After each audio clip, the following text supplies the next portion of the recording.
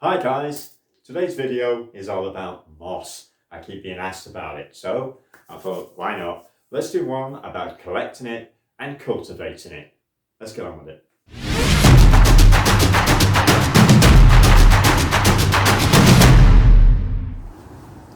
Right, I'm out moss hunting and I'm going to tell you what you're going to need first. I bring a bunch of Tupperware with me. And the first thing you want to do is be really serious about this, because moss is a bit tetchy. So make sure your Tupperware is squeaky clean. You're also going to need one of these, paint scraper. Brilliant for getting moss up. And paintbrush, brilliant for brushing the top of moss, get all the crap off it, because you don't want to take that home with you. So let's get this bit of moss that I found here. No idea where it is because my eyes are rubbish. So we'll see when we get home.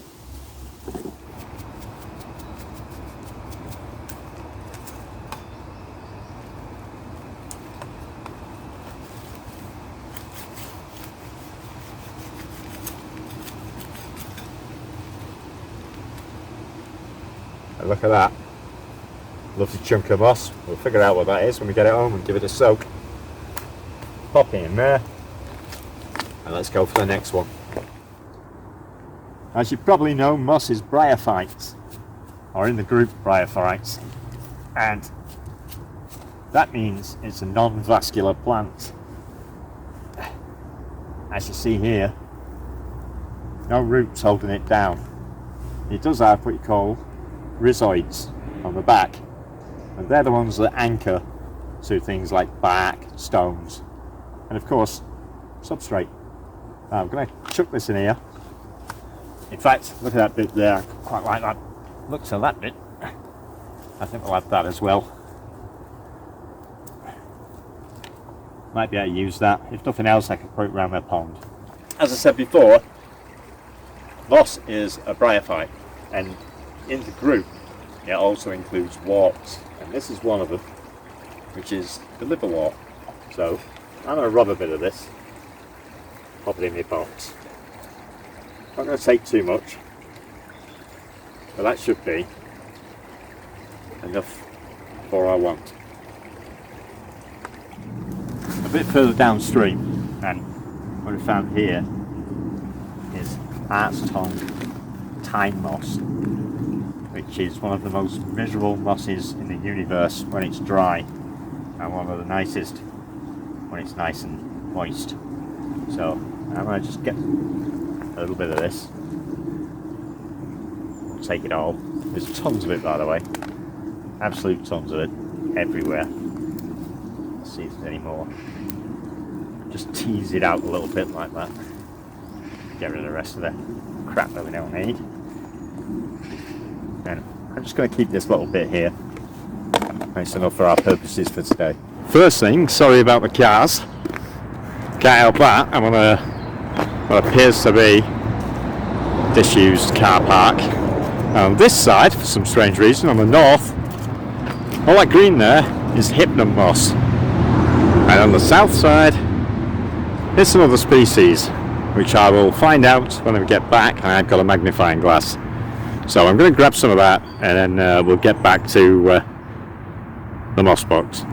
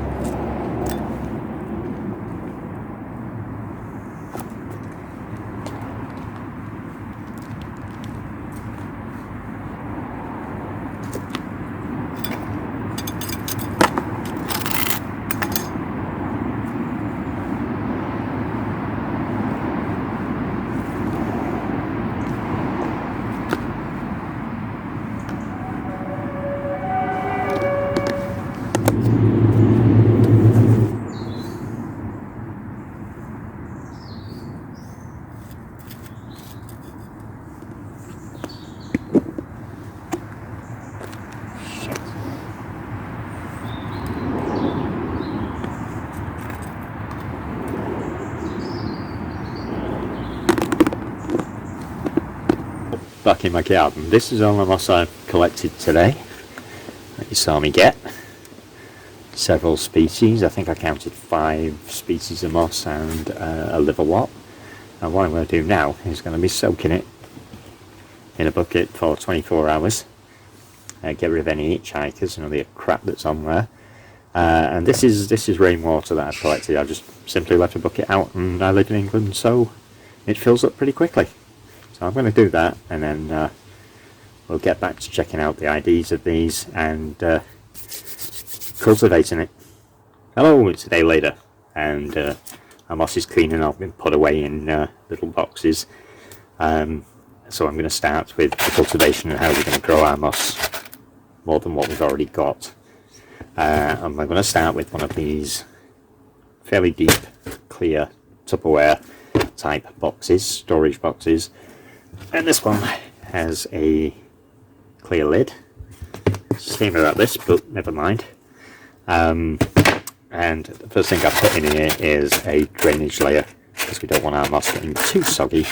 It likes it humid, not soaking wet.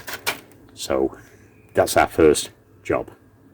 Right, the next thing I'm going to do is I'm going to use this, which is organza, which is normally what you'd use over the top of an insect pot to stop them getting out.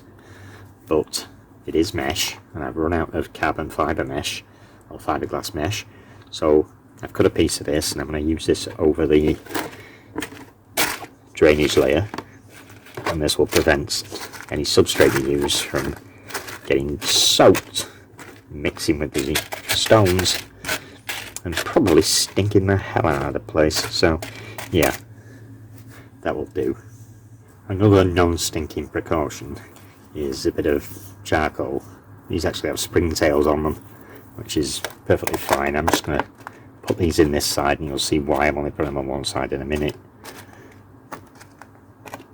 because we're going to do this in 3 different ways, I think. I have several different species of mosses here that we collected, and something I'd like to address is the fact that on the internet, if you look around for cultivating moss, they all do it the same way. That's not the case with every species of moss. Some of them need a different method. So this is what we're going to do. So half of this is substrate, and I'm going to do the other half. And for this half, I'm going to be using this sphagnum moss, which is not dead, and it's not dry.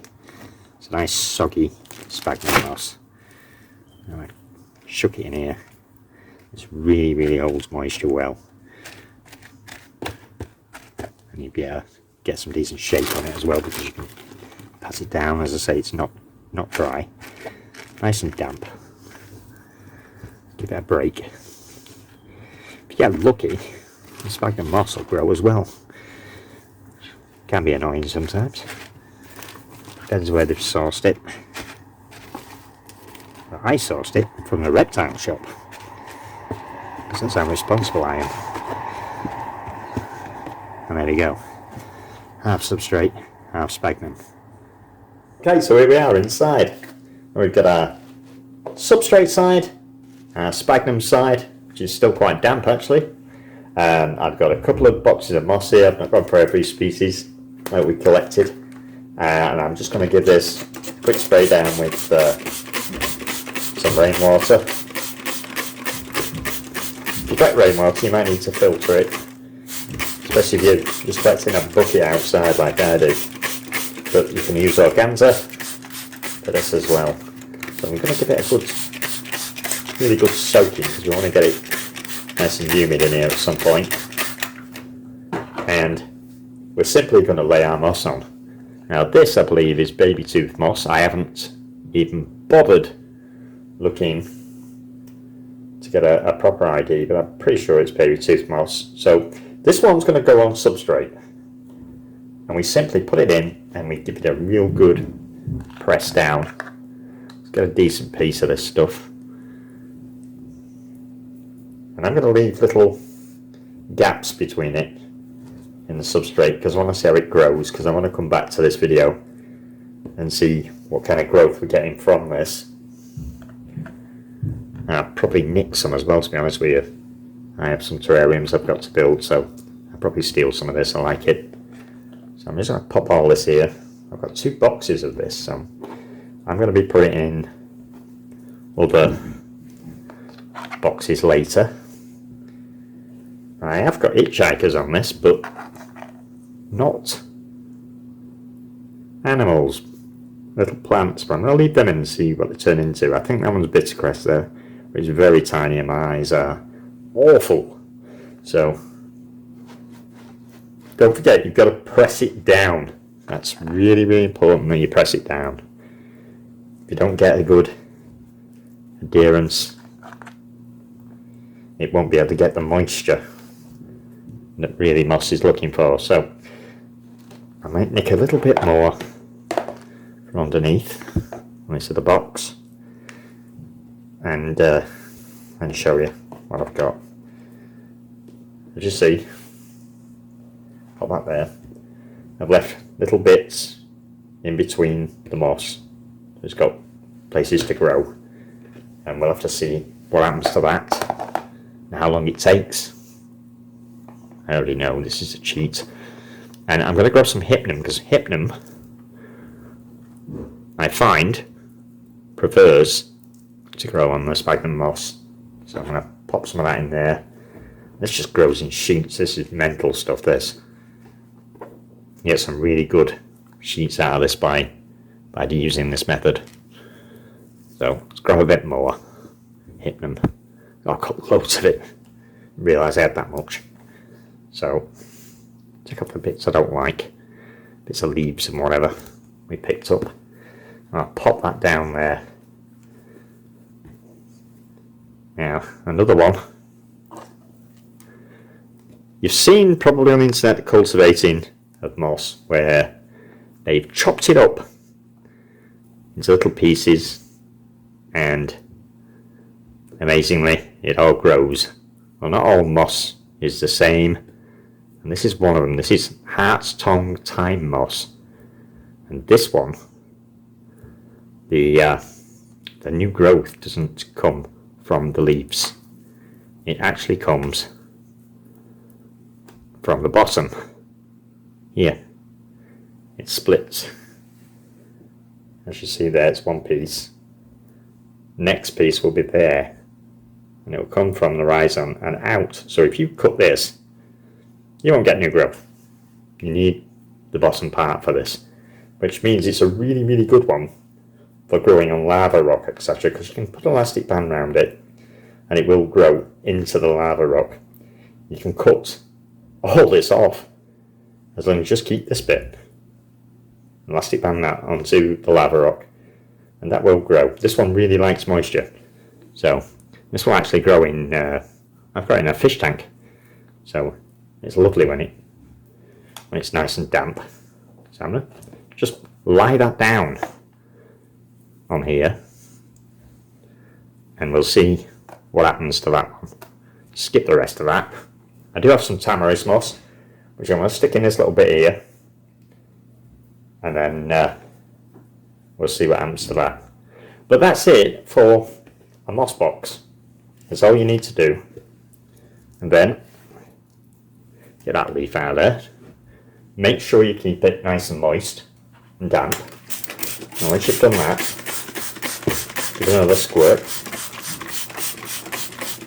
Now some mosses like to grow on stones, so there are even more, and as there's so many mosses, can't go through them all, but not all of them will take to this method. Some prefer clay, some prefer stones, as I've said, as in like the drainage stones, the small 20 milli stones, and others will grow even better if you just put bark on and then slap them on the back, and they will grow on that. Now let's just, I'm going to put this on. This ideally should be sealed, but I want some ventilation in this, so I'm going to leave this one as it is, this particular box, but I do have ones that seal completely, which creates fantastic humidity. So what I'm going to do is stick this under a bright light, because it's a complete and utter fallacy that mosses like the shade. What they do not like is bright sunlight. They can't stand direct sunlight, but they do love bright light. And I'm going to put this under an LED for maybe 14 hours a day on and 10 off.